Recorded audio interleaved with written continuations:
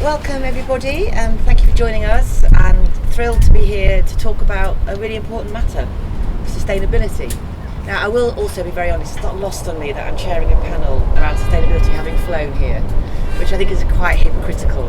But I think we need to talk about it, but more importantly, we need to take action about it. And also admit when you know that you're not perhaps role modelling as well as you could be, and not just pay lip service to sustainability, which I think often people can fall victim to.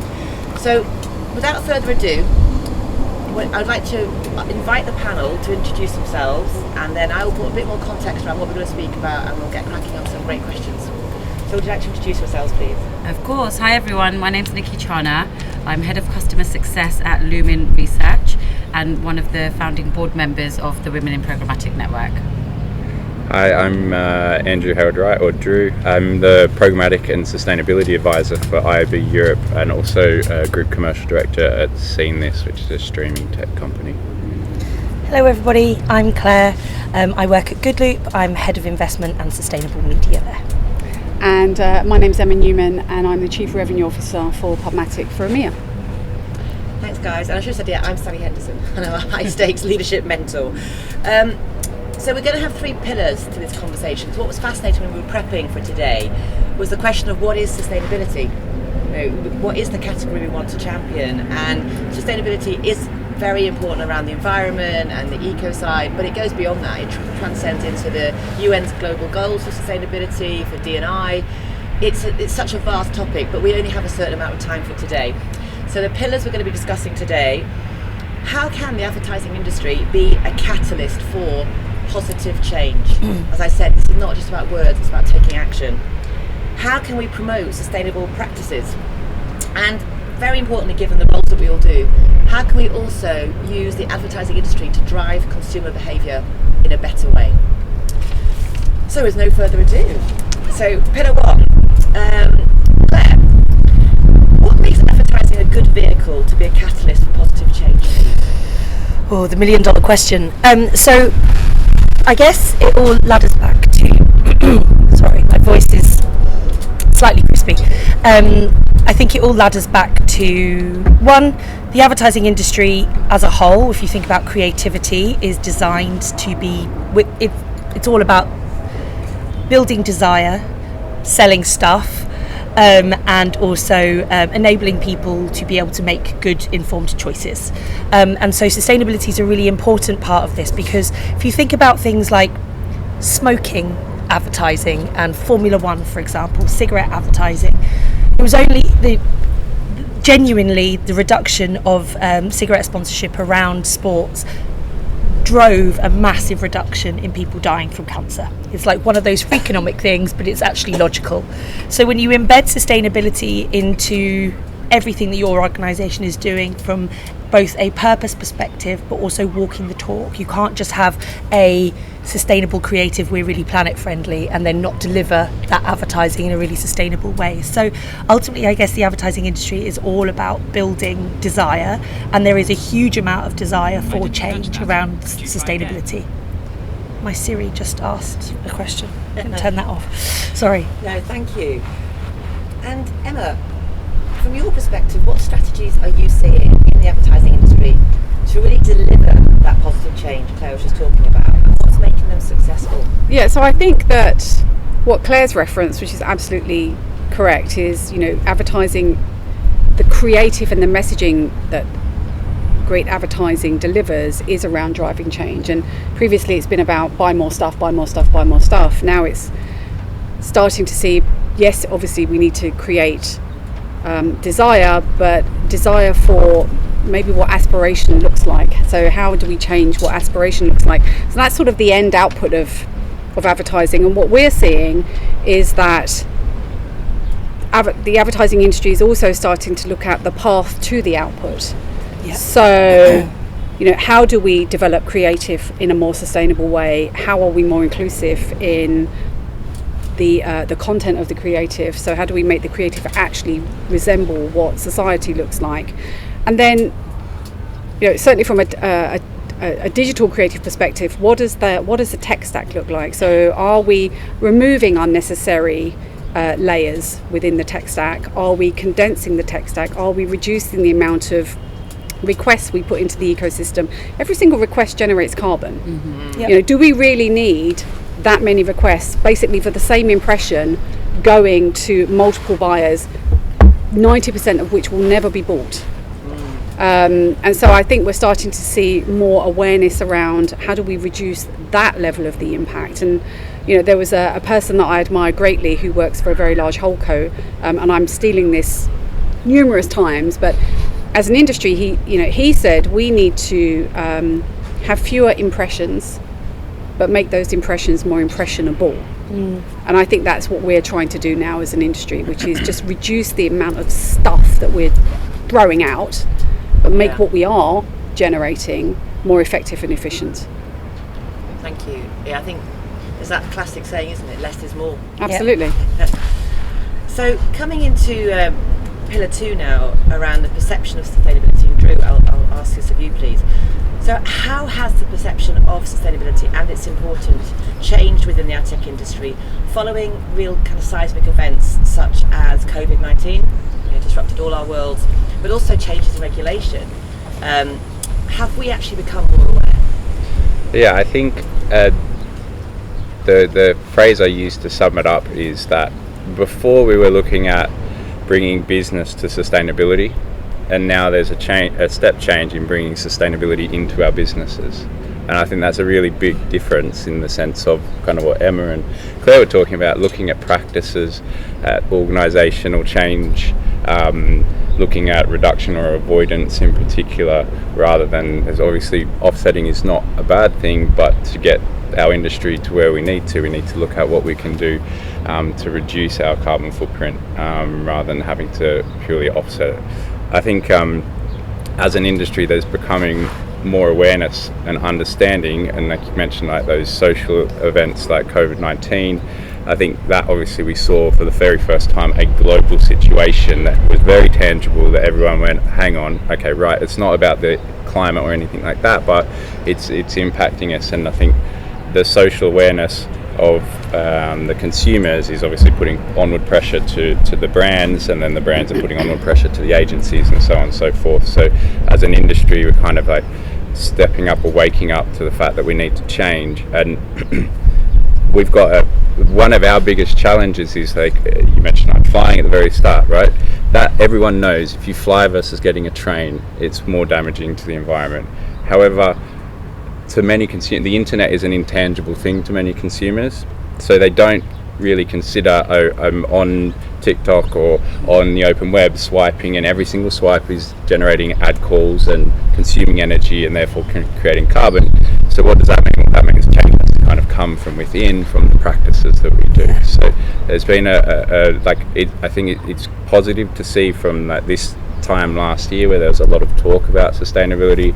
We're starting to see kind of more guidance, and that's one thing Europe's working on, with actual practical things that you can start to do. We just need to see, I think, more of them and sooner rather than later. 100%. And I think if any positivity can come from such a tragic event as many such as COVID, it showed us that we can change. What people were talking about, ways of working changing, and which would have taken years to work through, suddenly overnight people had to go, right, this has literally changed and we have to now do something about it. The whole world went on a massive learning curve overnight. Like, I didn't know how to use Zoom before the pandemic. I still don't, and still struggle massively. But actually, I think the pandemic, also contributed to people being a lot more cognizant about humanity's relationship with the planet as well. No matter what the causes of COVID were, there was an element of, actually, it's our destructive practices as humans on this planet that are contributing to this whole disaster. And so I think that's also given people so much pause for thought. They've become a lot more connected with what's happening globally. Yeah. So Niki, if we build on that around taking the drive and the understanding around sustainability being a critical factor for our literal existence going forward, and if we put that more in the business context, do you think the ad tech industry is considering sustainability as a major KPI, a key performance indicator? moving forward? Will it start to come into a measurement of business better? And if not, what are the factors that might be hindering its adoption as a massive priority? That's a good question, thank you. I think it definitely is. Sustainability is becoming more of like a topic that needs to be considered in company practices, as well as sort of raising awareness about it. Now, each company in the digital world will have their own version of what sustainability is, what that means to them. The whole pandemic element, it did raise a lot more awareness, but what were we doing? We're on the internet. I know we couldn't fly, etc. But that, I used to work for Verizon Media SSP then, and literally the explosion of traffic that was there was absolutely insane. So in that sense, I think from the digital element and aspect, I think it's about raising awareness, which is key. It's almost like creating that desire, as you said. It's almost like sustainability is a branding exercise within itself. But that's just to sort of help us that work in the digital media industry understand the potential damage that can be caused. And in terms of measurement, there are companies out there, for instance, you've got Scope 3, where Lumen have partnered with Scope 3, where you're able to measure carbon cost, basically, against activity. So where a campaign could potentially be running for a month, you can see the equivalent of in kilograms, what is actually being sort of used up. And also, just to add to that, companies will have, like I said, their own version of what that is. It's about having almost like one source of truth, and working closely with the IAB, you leading, let's say, those sort of initiatives, and how can we as an industry work harder, work smarter when it comes to reducing, when it comes to improving the sustainable element. So I think it's just about sharing information, understanding the impacts, the knock-on effects, not just talking about it, because as an industry we're so good at talking and repeating and recycling, but how can we actually recycle ourselves? How can we be more clever? I worked for another SSP where they wouldn't work with publishers that had more than 7 ads on a page. Okay, that's a reduction in revenue, etc. But ethically, or in the sustainable world, that is, that's what should be happening in terms of those practices. So it's about having that one source of truth, let's say, and helping people understand. But can I just pick up on what so you made a comment there, which I think is possibly a misconception, which is fewer ads means less revenue. I don't think that's necessarily true. You can have fewer ads that are better placed on the site, more engaging, more efficient and effective, and people should be prepared to pay more for this. So having fewer impressions doesn't. I don't think that's having fewer impressions. I don't think directly leads to less revenue, and I think we have to change that mindset, because that is what's putting people off, quite frankly, from actually doing anything, which is, oh my god, I'm going to cut my ad load by 50% and therefore my revenue is going to drop by 50%. Actually, no, because what you're cutting, frankly, should be the dross. Totally. That shouldn't be, it's probably generating a minuscule CPM, probably isn't even profitable once you take into the cost of everything that's in the supply chain. So I'm not sure I agree with that. I don't think cutting the number of ads on a page leads to there's a direct relation between that. I agree with what you're saying in that sense, but that, like you said, there is that. But that's a perception.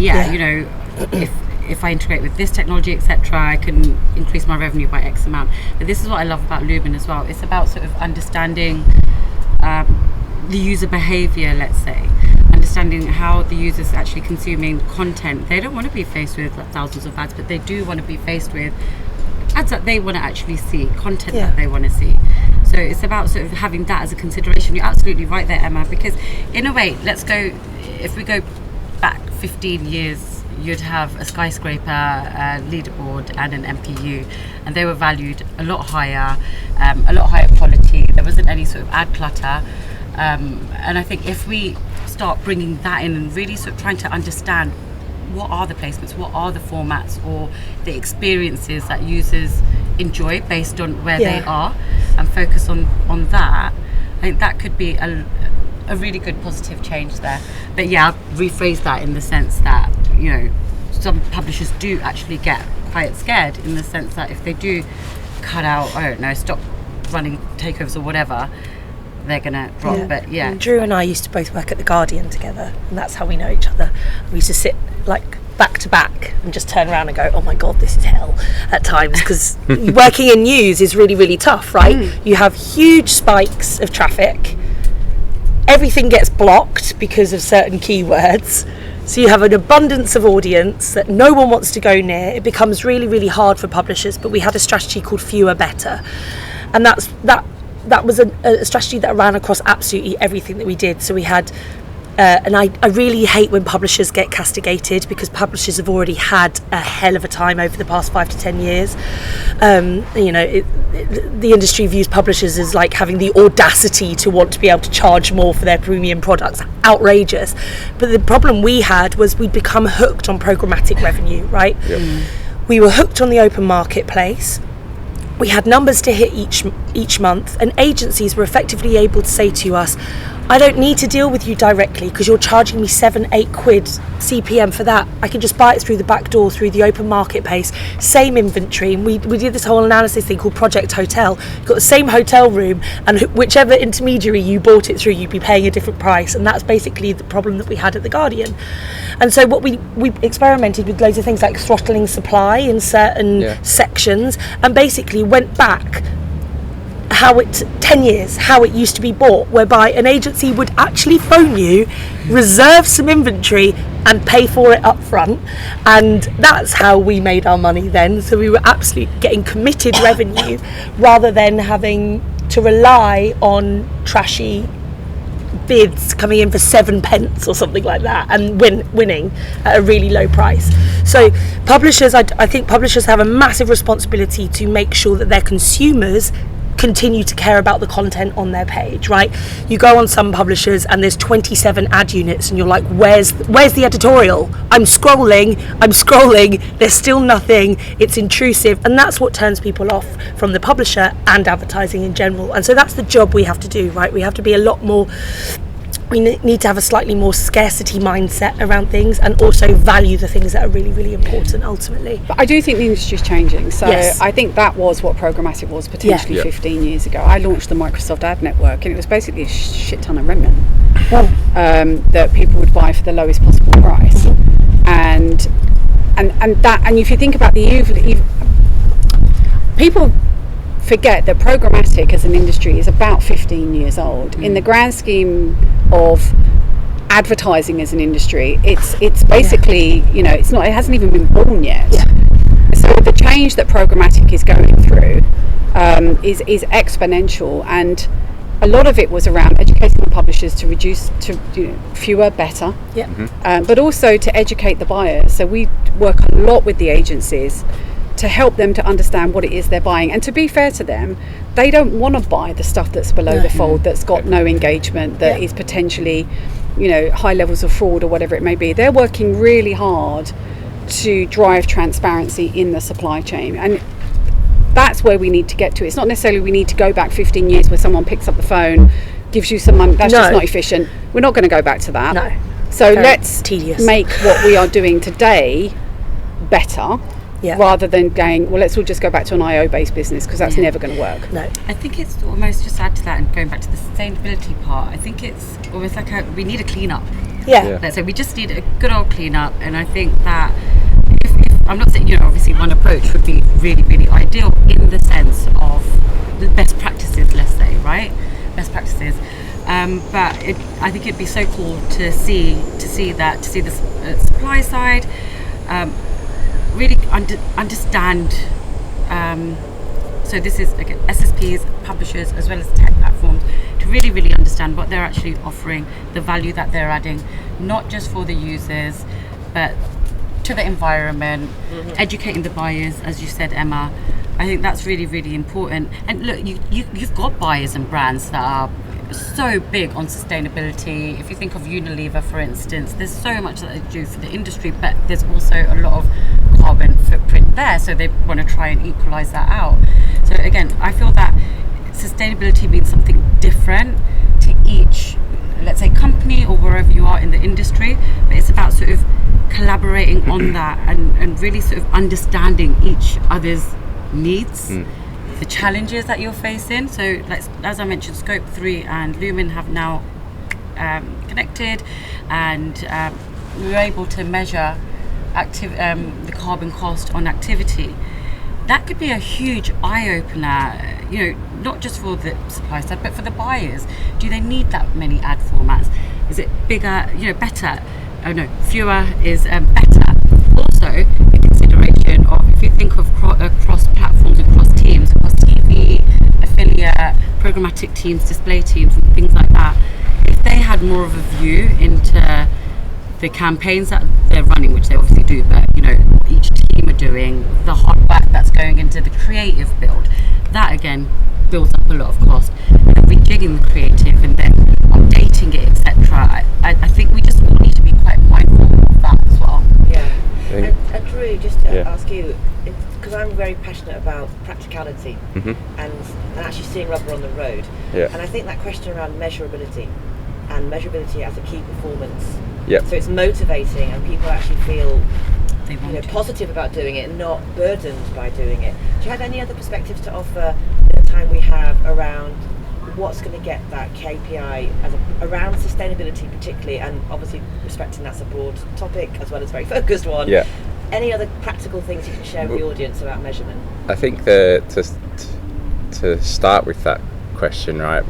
And you've mentioned like sustainability being different to different people, and you, Sally at the start said sustainability is huge, right? For KPIs and measurement, I think one of the big things is like making people understand that the elements of what sustainability is, right? We're talking a lot about environmental sustainability, but sustainability is economic as well. And actually I saw a really simple, really good visualization of this for Programmatic specifically, where it had 3 circles within one another, like a babushka doll. You had SPO at the center, you had attention around it, and then you had sustainability wrapping it all in. And what that was kind of like alluding to is like actually it's making sustainable choices is good from an economic standpoint. I mean, Emma will know this better than anyone. At a SSP you've got QPS, which is queries per second, which is a massive cost. It's a massive cost. And there's a huge economic sustainable incentive to reduce that where possible. So in the form of KPIs, I think what we want to do is make the KPIs relatable to the current ones in market that are being used. So CTR, CPA, whatever it may be, that sustainable practices can help drive and improve those by selecting better ads, better placements, reducing the supply pass from a publisher standpoint. That was the stuff Claire mentioned. Like what my role at The Guardian before leaving was actually looking at how we reduce the number of partners on the page and the incrementality of each partner. On the specifics of measurement of, say, carbon emissions, I mean, there's a lot of industry initiatives going on, and the key to this is just going to be collaboration and communication. We've got AdNet Zero in France. You mentioned about regulation. France, where we are now, is one of the most heavily regulated in Europe in the sense of carbon reporting. We've got CSRD reporting requirements coming out or in place, where the threshold of companies you have to report on scope 1, 2 and 3 in a financial manner is dropping in size of company. So a lot of SMEs are going to be captured by that. So there's regulatory pressure, and if we take GDPR as a proxy to what happens when regulators step in, we need to get to a point where we're self-regulating or showing or working with the regulators. And that's one of the things IB Europe's bread and butter is, working with Brussels and those regulators and politicians. So I think there is efforts. I know GARM and AdNet Zero are progressing towards a omni-channel measurement. IB Europe is working towards feeding in digital specific in terms of the systems, boundaries and scopes that you need to be measuring. And once we have one framework, there's going to be lots of different measurement companies. I think it's important to separate frameworks to measurement companies as well. But a basic framework, we can then start to talk about how do we link the economic KPIs to the carbon cost KPI as well. But we will need, and like my ideal world is that sustainability is just a hygiene factor, and Yeah. it's like, and also it's what is sustainable today is not going to be sustainable tomorrow. Thank you. I know we've got about 5 minutes Yeah. left, and I really want to ask Emma around the last pillar to talk about, albeit a bit briefly, but it's the most important as well, I think, in terms of the whole engagement piece, is the consumer. You know, so how do we drive the consumer to make better eco choices around sustainability, and are there any key trends or kind of effective messaging or guidance that you can share around that consumer choice? Yeah, I think that we talk a lot about educating the buyer, and we talk a lot about educating the publisher. I don't think we've done a particularly good job at educating the consumer around the impact they are having. So we're sitting here going, oh, you know, it's the advertising industry. And yes, it is, and we cannot pretend that we don't have an impact. We generate 4% of all carbon emissions, which is exactly the same, by the way, as the aviation industry, which is horrific, frankly. But because it's not tangible, nobody sees that. But you see a plane and it's chucking stuff out, and you kind of go, oh, that's probably not great for the planet. And so we have to also do a job around educating the consumer. So some of it is going to be through behaviour change, which is going to be through great advertising. So, but also, you know, I think the other thing is that, and this is not necessarily about the environment, but it kind of is about the environment, is how do we ensure that we are providing broad access to an open internet, to a free and open internet, so that consumers can be educated. They're not driven to the walled gardens, where, you know, they're fed potentially information that doesn't allow for education because it doesn't suit somebody else's agenda.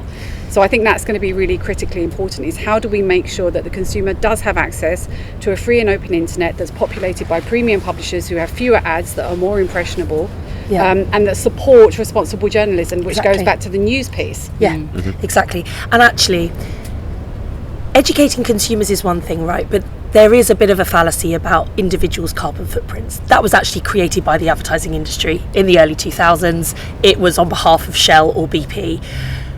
This is why it's interesting from an advertising perspective. Real change is only going to happen from big corporations and governments doing something, right? We can recycle all we want to, but we're not going to recycle our way out of this. Not having plastic straws is not going to save the planet. Exactly.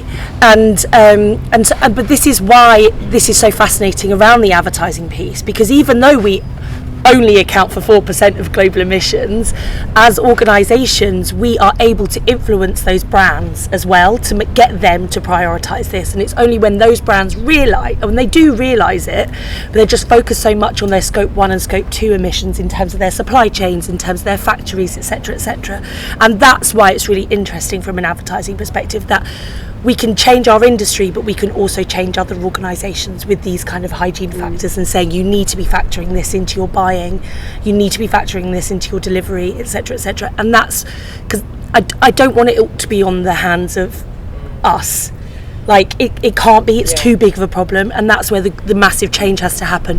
And once it happens within the advertising industry, it will seep through into investment banking industry and all the computational power that's required to run stock exchanges, etc., etc. Massive change can happen, but it just takes, it needs a little bit more than awareness. People actually just need to start doing something. I've sat on committees for the past year. This is what I've spoken about every single day for the past almost 2 years. I'm so sick of talking about it, and I think we're doing a really good job in the UK and in Europe. The US is way behind, and there's a massive piece that has to happen there. They're so much more focused on sort of like the social side of ESG, right? And that's because there are so many more societal problems that are very apparent in America. They've got a few other things that you need to figure out before they get to the planet. But hopefully people coming to events like this are able to, they'll come back from Cannes, go back to the US, go back to Canada, go back to Australia, etc., and be able to start being those pioneers. Oh, absolutely. And I think the word I'm feeling and hearing as you're talking is amplify. Yeah. You know, how do we amplify and get effect to happen from discussion? Because I think discussion is important to generate ideas and to and to really communicate the importance of this subject, because it is, from my eyes particularly, just critical. Yeah. If we don't get this right, nothing else matters, does it? Absolutely. If we haven't got sustainability. So just as we're coming to the close of this conversation, what I'd like to invite everyone on the panel to think about is, what's that call to action? If we're going to amplify, but most importantly empower to do something, but not just to do something bloody well. Yeah. What's your message to people watching this now live, but also, it's been recorded and hopefully we can amplify the message? Your call to action from two angles, but we haven't got much time. To empower the individual, because everyone has their own responsibility to make change happen, but also to empower the industry, the advertising industry. What can we do from the I and the we perspective? So nice and sharp and effective. Yep. Niki, start with you. Okay, I'd say come together as an industry in that sort of point to create the framework of what that actual change looks like. To actually take action. Like I said, we're so good at talking and then having no change. And from a user's perspective, I think users are actually becoming a lot more aware and being made a lot more aware around the damage that certain actions are taking in the world. So yeah, amplify, raise awareness, don't give up. Yeah. I would say from a taking action, like immediate, I think there's, from both the buy and the sell side, there are things that you can do immediately today, right? I mean, speaking on this panel, we've all got actual partnerships with one another that are focused on putting in tangible solutions and options of lowering energy consumption and CO2 emissions. So there's, and just always think, okay, should I have an open frequency cap, or like look at your planning and buying and selling from that just a slightly different lens of what does this mean in terms of waste, and can I make some simple decisions? And then I just take it from a industry shifting the dial is like collaboration. Like I join, if you're a member of IAB Europe, there's 4 work streams now, I'm losing track, around this topic of trying to deliver tangible outputs from business guides through to measurement through to policy and regulation. I know if you're not a member of IAB Europe, there's work streams at local IABs, there's AdNet Zero, so there are tables to have a conversation, and if you're not involved, get involved. It's not going away, this topic, it's just going to become more and more important and focused on. Thank you. For me, I think it's start experimenting. The more testing we do, the more we can get towards a really useful solution that suits the majority.